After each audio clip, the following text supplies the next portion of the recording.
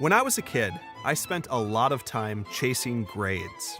And it wasn't until about halfway through college that I realized how arbitrary grades are.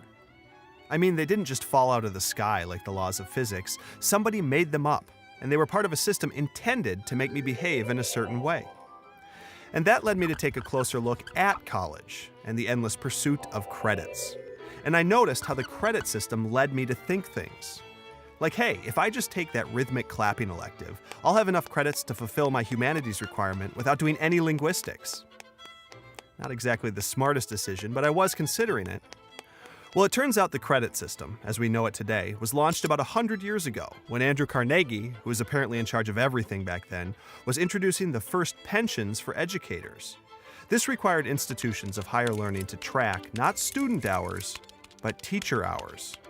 Yes, the teachers. And now today, this historic pension tracking system is a driving force behind how students make academic choices.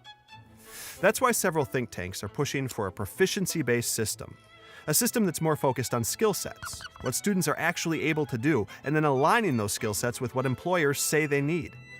So, instead of sitting down at an interview and saying, yeah, I earned enough credits for a degree, never mentioning the whole rhythmic clapping thing, you can simply say, yes, I know how to do that, and here's the proof. Of course, this approach is controversial. Some educators say a proficiency model undermines intellectual freedom. Sure, it might make students more employable, but it doesn't foster the creative flexibility that leads to entirely new industries. Because who knows, maybe rhythmic clapping will lead to a new form of syncopated transistor. It's happened before.